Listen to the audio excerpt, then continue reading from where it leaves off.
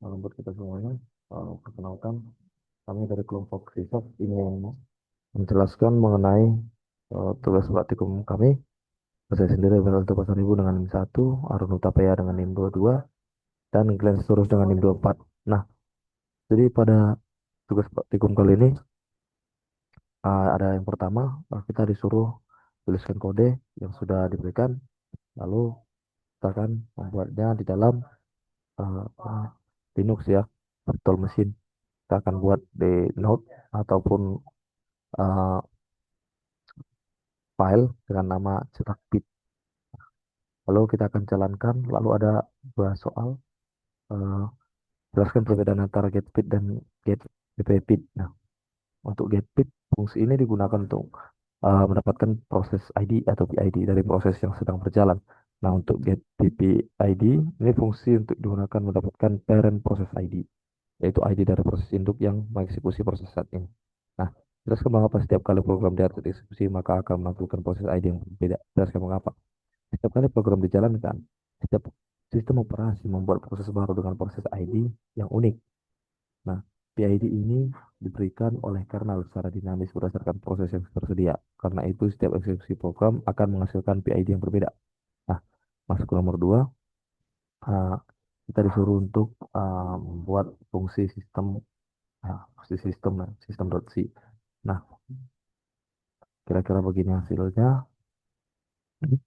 Nah, berdasarkan hasil dari yang di atas, yang kita tampilkan, kita bisa berpikir bahwa PPID atau parent process ID-nya menjalankan PS garis AX, ya, PID-nya 27293 menjalankan SH, SHC ke SAX. Nah, berarti shell SH memproses perintah PID dari 27293 adalah 27292 yang merupakan proses induknya. Nah, yang ketiga, kita disuruh membuat apa namanya, code proses dengan fungsi exec. Jalankan dari program nomor 3, amati hasilnya, bandingkan dengan program nomor, temukan perbedaannya. Nah, untuk perbedaannya, program nomor 2 itu menggunakan sistem ya. Nah, cara kerjanya sistem membuat proses anak yang menjalankan shell untuk mengeksekusi perintah SAX. Ya. Nah, hasilnya setelah perintah selesai, program utama tetap berjalan dan mengeksekusi perintah berikutnya. Untuk program nomor 3 yang menggunakan exec itu, cara kerjanya exec SLP ini menggantikan proses yang sedang berjalan dengan proses baru atau PSA Excel. Hasil Excel berhasil, kode setelahnya tidak akan dieksekusi sehingga Bernard Down tidak akan muncul di output. Saya akan lanjutkan teman saya.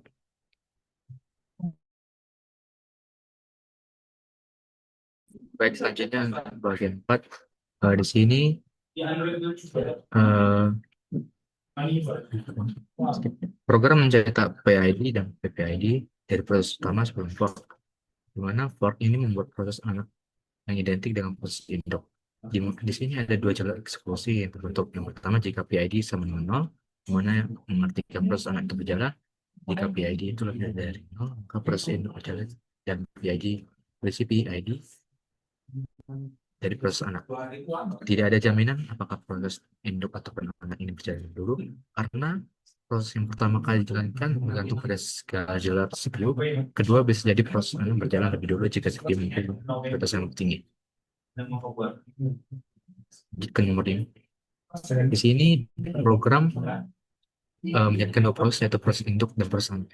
Proses anak akan dijalankan sebanyak 5 kali, dan proses induk akan dijalankan sebanyak 3 kali. Nah, hasil eksekusinya di sini bisa kita lihat menggunakan fork menciptakan dua proses, yaitu induk dan proses. Proses anak ini this is the child sebanyak 5 kali dengan interval 1 detik, dan proses induk ini this is the parent sebanyak 3 kali dengan interval 1 detik. Dan proses ini berjalan secara independen, perututan keluaran bisa bervariasi tergantung schedule CPU. Nah, analisis yang kami lakukan ini, proses anak berjalan lebih dulu, maka pesan this is the child bisa muncul lebih dulu, lebih banyak dibanding disk parent. Jika proses itu berjalan lebih dulu, maka disk parent bisa muncul lebih awal. Setelah 3 iterasi, proses induk selesai, sedangkan proses anak tetap jalan dua iterasi tambahan. Karena slip one program tidak langsung selesai, program muncul secara bertahap. Next. Sesuai dengan siklus pembentukan proses anak yang boleh fork, jika proses anak diterminasi seperti yang ditujukan pada start, maka proses induk harus menunggu seluruh proses. Maka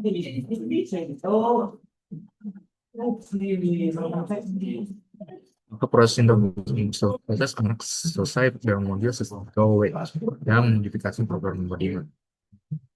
Dan itu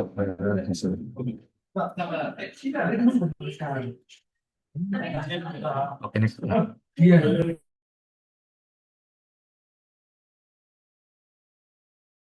Di sini untuk itu sendiri kita soal menjelaskan efek dari menggunakan fungsi weight dan program di atas. Nah, dan kita akan membandingkan hasil program pada nomor 5 dan hasil program nomor 6. Nah, ini untuk penggunaan fungsi weight sendiri kita dapat melihat dalam dalam program memungkinkan sistem untuk menunggu proses selesai dieksekusi sebelum melanjutkan eksekusi program parent. Di mana perbedaannya ini dapat dilihat pada hasil eksekusi program nomor 5 dan 6, di mana pada program nomor 5, setelah proses parent selesai dieksekusi, sistem memanggil kembali program file C untuk mengeksekusi program yang belum selesai, yaitu proses child, sehingga menghasilkan keluaran yang seperti pada nomor 5, child nomor 5. Dan sebaliknya pada program nomor 6, sistem tidak lagi memanggil ulang program file C setelah proses parent selesai. Program hanya menunggu proses child selesai dieksekusi. Begitu child selesai, seluruh program akan dianggap selesai dieksekusi tanpa adanya kemudahan tambahan. Nah, untuk soal nomor 8 adalah jelaskan mengapa parent proses harus memanggil sistem call wait dan apa yang terjadi apabila sistem call wait tidak dipanggil. Jika sistem call wait tidak dipanggil atau tidak akan digunakan, maka program akan mengalami dua kemungkinan besar, yaitu zombie proses atau juga orphan proses. Di mana zombie proses ini akan terjadi ketika proses yang telah diselesai dieksekusi masih tetap tercatat double proses tanpa dihentikan sepenuhnya.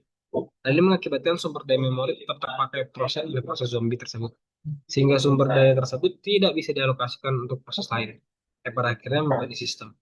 Sedangkan pada orphan proses, yang terjadi ketika proses parent yang seharusnya masih berjalan justru berhenti tanpa memanggil fungsi wait. Akibatnya proses child menjadi yatim atau orphan dan harus diadopsi oleh proses ini. Mana nanti proses ini kemudian bertanggung jawab untuk menyelesaikan eksekusi proses child dan membersihkan dari sistem. Selanjutnya di sini kita akan melihat kode terlebih dahulu. Program ini adalah program .c dan ini adalah yang dibuat dalam Linux-nya. Kita akan mencoba untuk mengeksekusi program ini dan kita akan mengobservasi apa hasil dari program tersebut.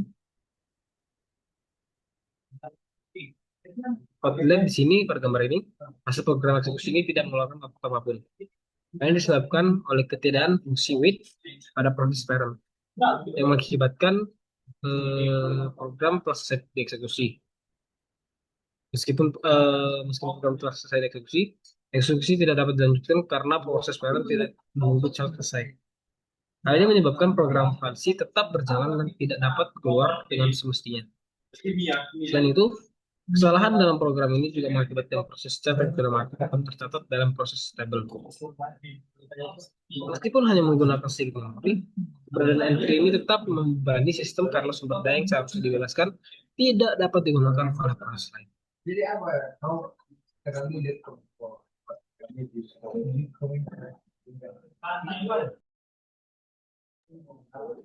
Baiklah, sekian untuk presentasi pemaparan dari tugas praktikum kami. Mengucapkan terima kasih.